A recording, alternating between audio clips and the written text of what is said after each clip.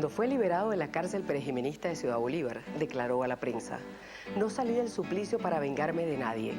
Ser críticos de los gobiernos es deber principal de nuestro oficio". A Chepino Gervasi se lo llevaron preso por ejercer su oficio a conciencia y en dictadura. Caída la dictadura, Miguel Silvio Sanz, jefe de la sección política de la Seguridad Nacional en Caracas, quien trabajaba a las órdenes de Pedro Estrada, reconoció haberle aplicado plan de machete y puñetazos a Gervasi, a Ramón Velázquez y a Rafael Serfati. Esa declaración de Sanz se produjo durante los interrogatorios que se realizaban para elaborar el escrito de cargos contra los asesinos de la temible policía política. Chepino Gervasi estuvo 3 años preso, según Sanz, por haber sido detenido infraganti mientras se realizaba un desfile público de escolares en la avenida Urdaneta con ocasión de la Semana de la Patria. Suponían un atentado contra el presidente de la República, lo cual fue la perfecta excusa para hacer presos al periodista Chepino Gervasi y sus compañeros, acusados de autores intelectuales. Inventan que le van a hacer un atentado a Marcos Pérez Jiménez. Y entonces anuncian el atentado con bombos y platillos y se llevan preso a Ramón J. Velázquez, a Chepino Gervasi, al que hoy es mi compadre y padrino de mi hija María Gabriela, Pedro Miguel Fonseca Encinoso, y los acusan de ser los cabecillas intelectuales del atentado contra Marcos Pérez Jiménez. Fue a la cárcel, 3 años totalmente incomunicado. El segundo de mis hijos nace a los 8 días de estar él preso en Seguridad Nacional y lo conoce cuando sale de la cárcel. Nunca me dieron la oportunidad de que conociera a su hijo. Él estuvo preso muchos años en la cárcel de Ciudad Bolívar, con el doctor Ramón Velázquez, estuvo allí, salieron en libertad el 23 de enero. No sé cuántos años fue que estuvo preso, pero fueron bastantes. Chepino por muchos años no le mostró la espalda a sus hijos. Y yo un día le dije: ¿Qué pasa? Que tus hijos aún en la playa no te pueden ver la espalda. Dijo: porque yo no quiero que mis hijos odien de por vida cuando vean las marcas físicas que me dejó la dictadura, porque los hijos de los dictadores no tienen la culpa de lo que hizo sus padres. Jamás nos quiso hablar de lo desagradable de la cárcel, siempre nos habló de la moraleja y de lo que había que sacar de eso. Entonces de ahí viene que yo creo que en general toda la familia respeta, admira y siempre tiene presente lo que para mi papá era la libertad. Una Biblia fue su compañera inseparable a lo largo de ese tiempo oprobioso en que fue prisionero de la dictadura. Solo pudo recibirla después de que le fue estampado el sello de autorizada por la Seguridad Nacional. En ella registró las fechas en que fue trasladado de una a otra cárcel. 1956, preso en la Seguridad Nacional.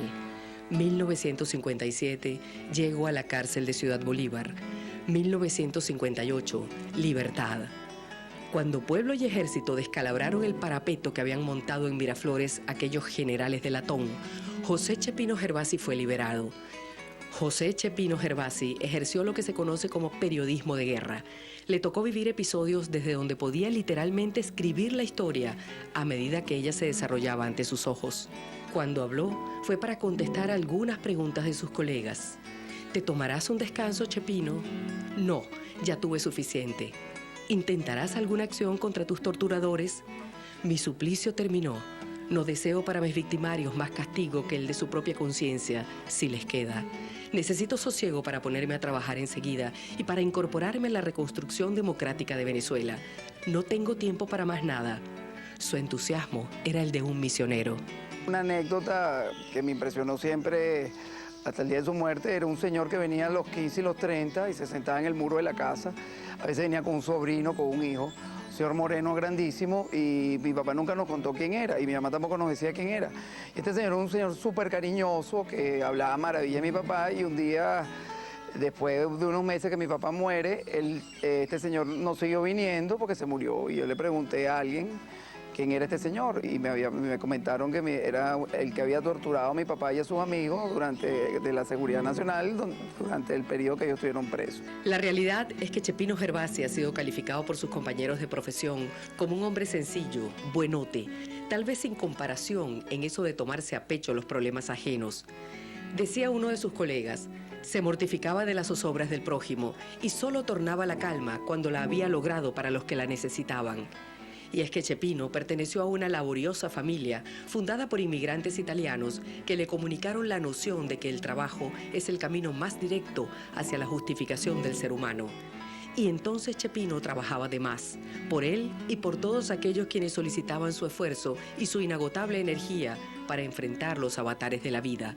Una gran probidad, un gran trabajo, una gran lealtad y lo que le decía, un sentimiento de cariño, de lealtad hacia la gente, de no hacerle daño a nadie. Yo creo que no hay una persona que pueda decir que Chepino Gervasi le hizo algún mal. En cambio, hay miles y miles y miles que podrán decirle que le hizo algún bien personal o grandes bienes colectivos a través de su columna. Chepino Gervasi es el hombre más puro que yo he conocido, el más desinteresado, el más generoso, el más cariñoso, no solamente con su esposa y sus hijos, por supuesto, sino con todas las personas y con su familia, con sus hermanas, con su hermano, el gran poeta Vicente Gervasi, con su mamá, con nosotros, sus sobrinos. Era un cariño especial, un hombre que lo daba todo.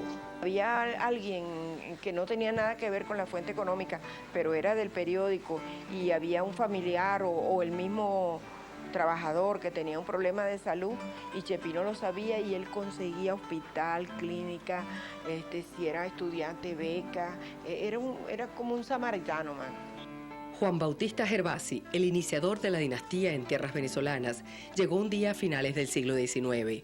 Procedía de Vibonati, provincia de Salerno, en el sur de Italia. Lo primero que hizo fue unirse al general Hernández, el famoso Mocho, un hombre de izquierda, demócrata e idealista.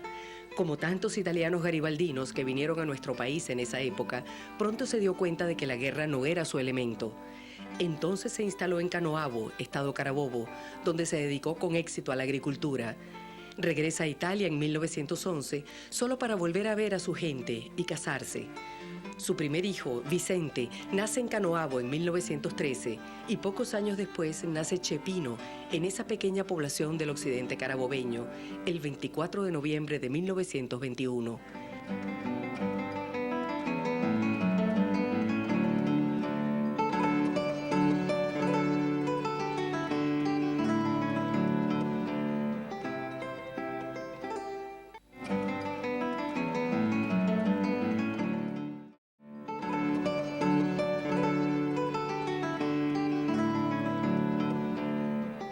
Chepino es frecuentemente utilizado como diminutivo cariñoso de José entre las familias italianas.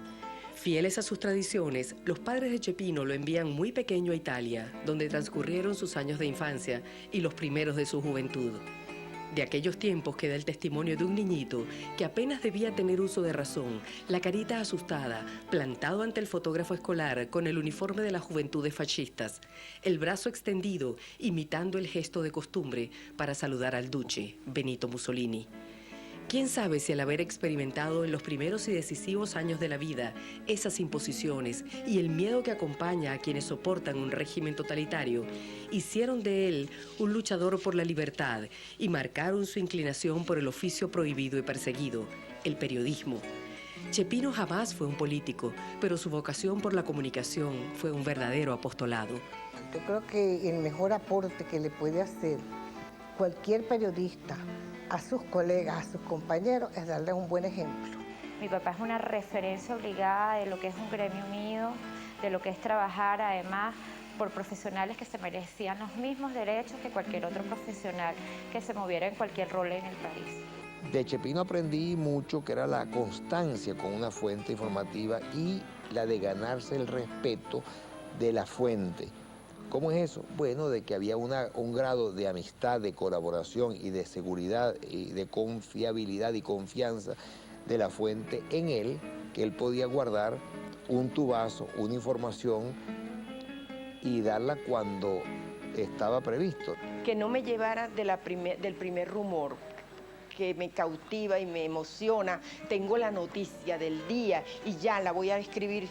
No, había que reconfirmarla, claro, con sigilo para que no se te escapara por otros lados, ¿no?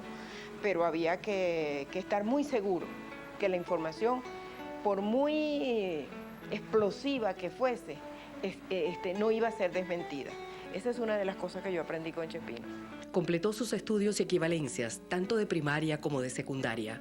Pronto comenzó a revelar sus primeras inquietudes periodísticas y en 1941 entra a formar parte de la redacción del diario valenciano El Carabobeño, que para esa época agrupaba una valiosa generación literaria. Allí, Gervasi dirigió la sección cablegráfica, trabajó en informaciones generales y se inició en el periodismo junto a Cuto Lamache con una columna sobre cine y arte. Alternaba sus responsabilidades con la corresponsalía para varios diarios capitalinos, entre ellos El Universal y Rojo y Negro. Llegaría a ser redactor jefe de la página internacional del Carabobeño. Fue un jefe muy humano,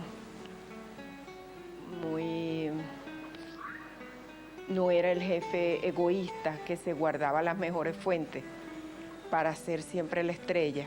Chepino tenía una habilidad para conseguir la noticia de primera página que muchas veces nosotros no la veíamos ahí, la veíamos en otro ángulo de la información.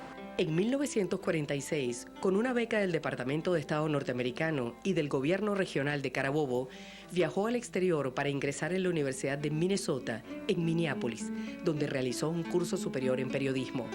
Mientras estudiaba allí, José Gervasi sirvió la corresponsalía del diario El Nacional en los Estados Unidos y colaboró con algunas revistas norteamericanas.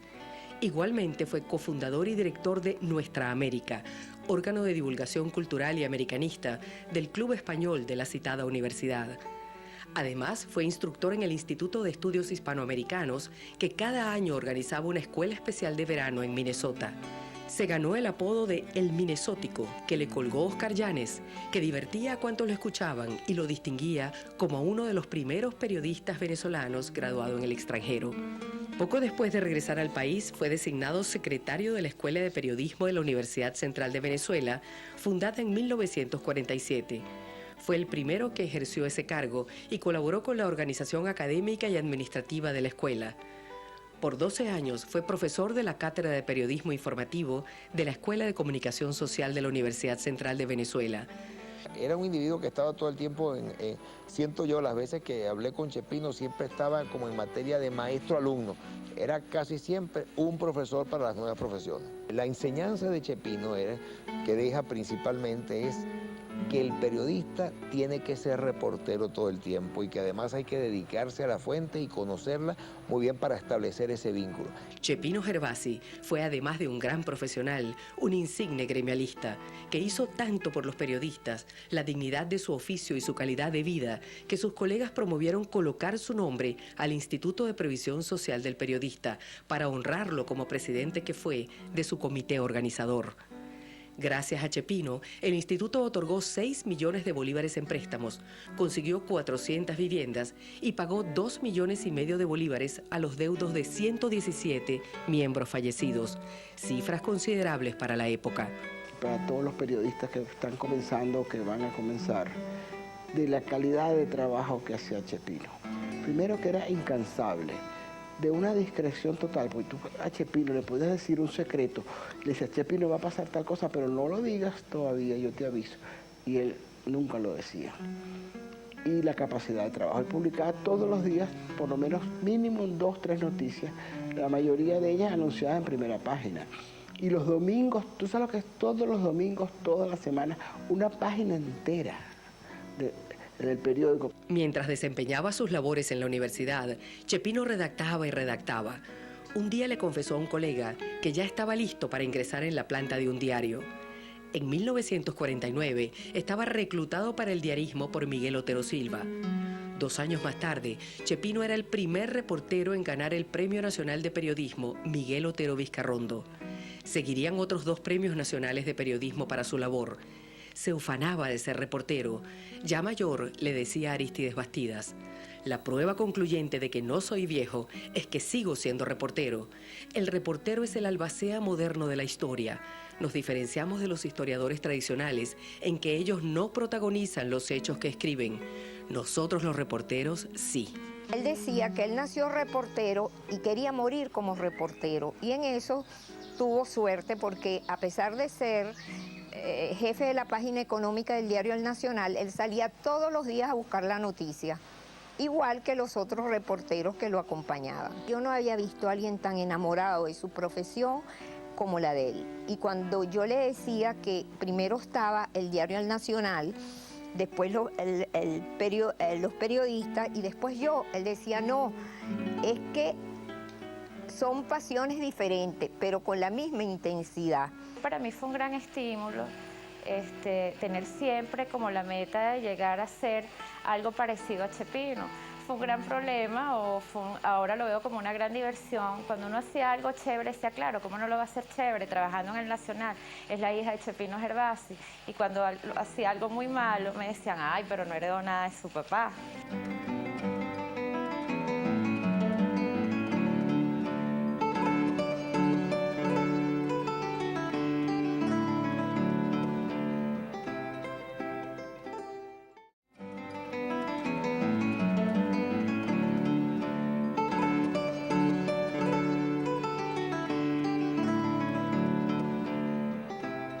Una de sus más preciadas áreas de trabajo fue la economía. Consideraba que el periodismo económico era fundamental para el desarrollo industrial de las naciones. Por 18 años hizo cobertura económica y llegó a dirigir la página económica del Nacional. Chepino Gervasi es un hito en el periodismo venezolano porque convirtió a la economía en una especialidad periodística. Fue el primer gran columnista en materia económica que tuvo Venezuela. Las fuentes económicas las manejaba Chepino a discreción, es decir, no había medida económica, medida que tuviera que ver con la gerencia del país, todo eso que no la diera como tubazo Chepino Gervasi. Y cuando alguien le robaba una exclusiva, eso era mortal para Chepino, porque él no aceptaba que nadie le diera un tubazo. Él los daba, pero no quería que se lo dieran. Él no se quedaba tranquilo con que ya llevé 20 informaciones de primera y ya me voy a acostar tranquilo. No, él seguía, era incansable. Muchas veces papá tenía noticias y aquí comentábamos en la mesa, no las decía porque eso podía afectar al país. Chepino dormía poco, se adelantaba a los gallos y le ganaba la carrera diaria al sol para cultivar sus fuentes. Sobre ellas decía, las fuentes son un recurso esencial para el periodismo, tan importantes para él como la parcela para el labriego. Debe cultivarlas con afecto, dedicación y perseverancia. Solo así podrá cosecharlas. El estilo de trabajo que tenía Chepino Gervasi no podría hacerse en este momento. Porque él hablaba cuando quería con un presidente de la República, o el presidente lo llamaba a él muchas veces. Y lo mismo todos los ministros de Fomento, de Agricultura, los presidentes del Banco Central. Era a ese nivel tan alto con el que más trabajaba Chepino. Y al mismo tiempo, cuando surgían empresarios jóvenes que estaban comenzando, él también ayudaba a eso mucho.